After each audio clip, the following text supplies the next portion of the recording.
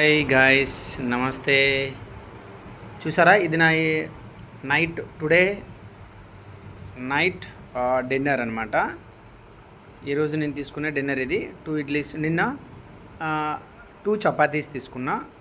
2 చపాతీస్, ఒక pineapple juice తాగాను. ఈరోజు వచ్చి 2 idlis, 1 glass papaya juice. Papaya juice లేకపోతే ఏదైనా సరే సాత్విక ఆహారం, అల్పాహారం అనేది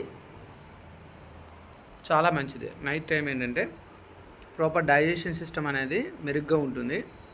ఎలాంటి ఇబ్బందులు కలగవు అనమాట. డైజెస్టివ్ రిలేటెడ్ ప్రాబ్లమ్స్ ఇవి కూడా రాకుండా ఉంటాయి.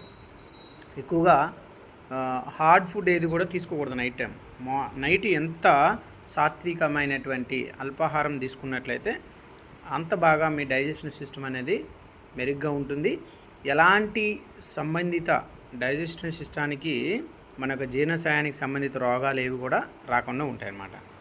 సో ప్రతి ఒక్కరు కూడా, నా అడ్వైజ్ ఏంటంటే 40 సంవత్సరాలు పైబడిన వాళ్ళు ప్రతి ఒక్కరు కూడా ఇలాంటి ఆహారాన్ని తక్కువ సమయంలో జీర్ణమయ్యే ఆహారాన్ని తీసుకున్నట్లయితే వాళ్ళు అల్సర్ కానివ్వండి, ఈ యొక్క కాన్స్టిపేషన్ ప్రాబ్లమ్స్ కానివ్వండి, మలబద్ధకం అంటారు కదా, ఇలాంటి అన్నింటిలో కూడా వాళ్ళకి అవాయిడ్ చేయవచ్చు. Thank you.